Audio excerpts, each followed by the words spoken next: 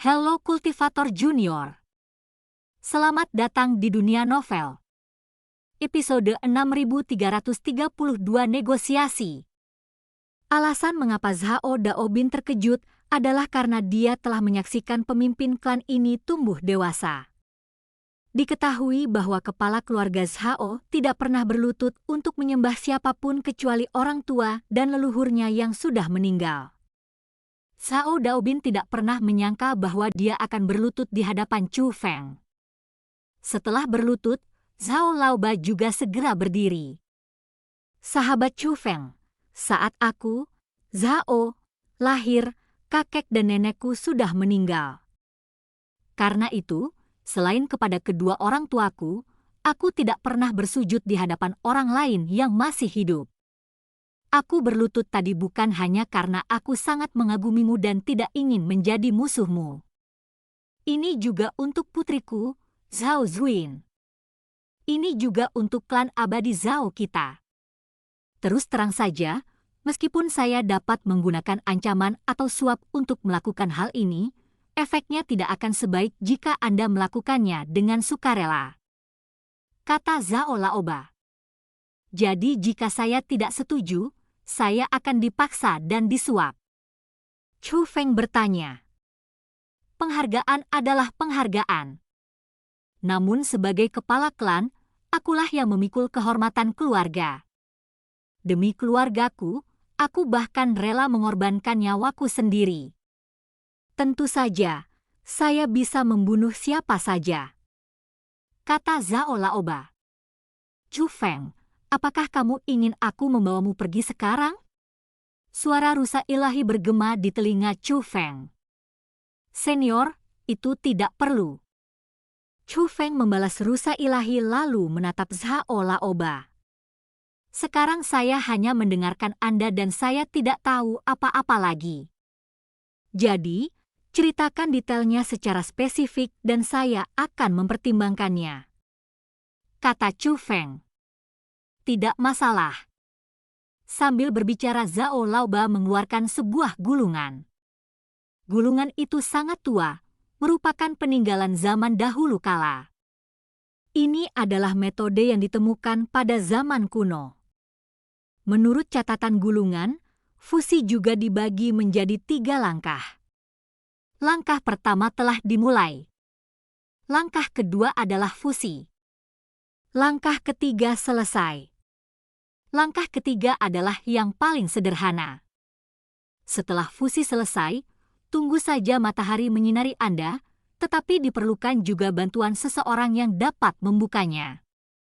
Langkah kedua juga sangat sederhana, tidak lain hanyalah menyatukan kekuatan banyak orang yang telah memperoleh formasi tersebut. Langkah yang tersulit adalah langkah pertama, memulai. Untuk membukanya juga dibutuhkan orang yang telah menguasai kekuatan formasi.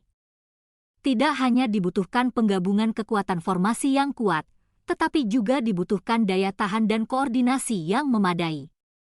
Secara terus terang, hal itu mengharuskan seseorang melayani pihak lain dengan sukarela, yang sama saja dengan berkorban. Apakah Zhao Zuin tahu tentang ini? Chu Feng bertanya pada Zhao Laoba. Itulah yang ingin kukatakan padamu. Dia hanya tahu bahwa kali ini, dia telah mempersiapkan diri dengan matang, tetapi dia tidak tahu bahwa dia perlu merebut kekuatan formasi orang lain. Mengingat kepribadian Zuin, dia pasti akan menolak. Jadi aku juga butuhmu untuk membujuk Zuin. Kata Zhao Laoba. Apakah kamu masih ingin aku membujuk putrimu? Ini harga yang lain. Kata Chu Feng. Berapa harganya? Kamu yang beritahu aku. Tidak cukup. Saya bisa menambahkan lagi. Zhao Laoba menyerahkan tas Qian Kun kepada Chu Feng. Chu Feng menerimanya kali ini. Dia telah melihat harta karun itu. Meskipun bantuan mereka tidak banyak, tapi bantuan mereka tidak akan sia-sia. Harga yang ingin saya naikkan adalah membiarkan semua orang pergi. Kata Chu Feng. Itu tidak akan berhasil.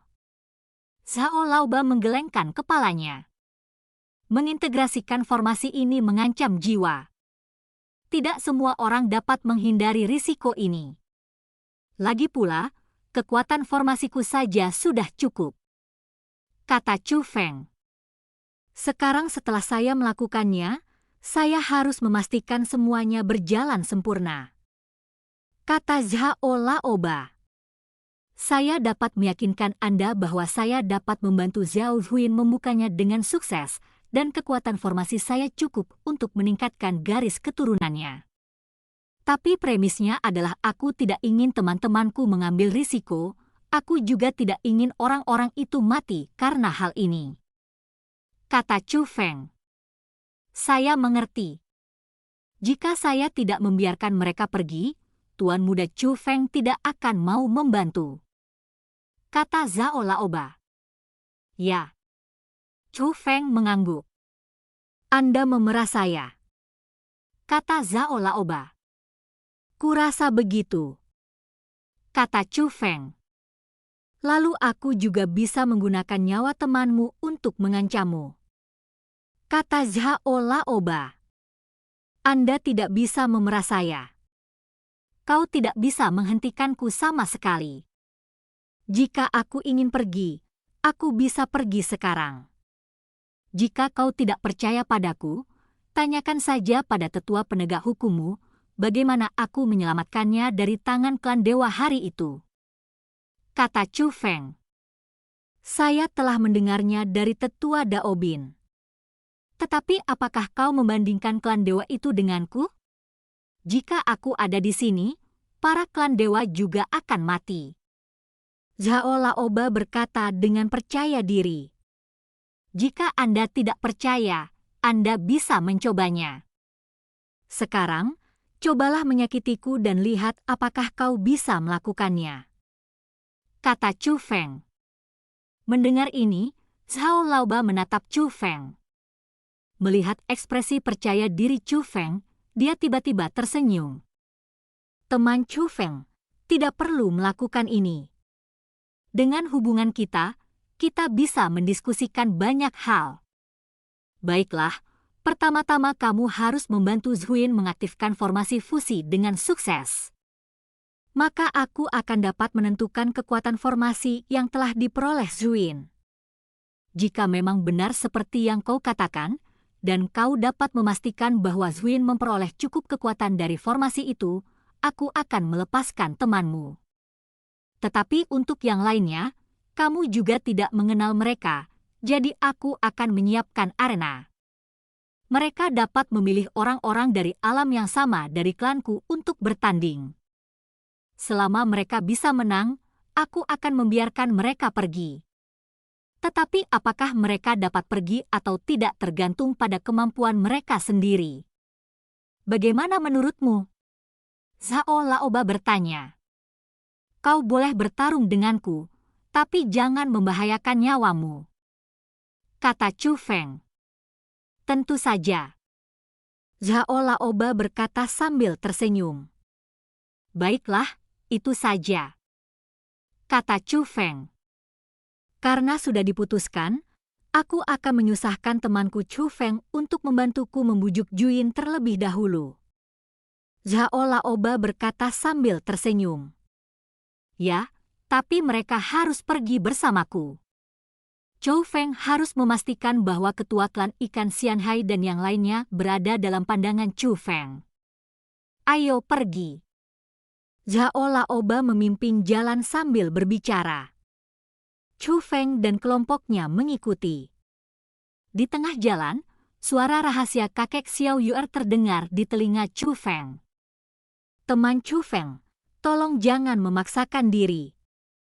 Sekalipun aku harus mempertaruhkan nyawaku, aku akan memberimu kesempatan untuk bertahan hidup.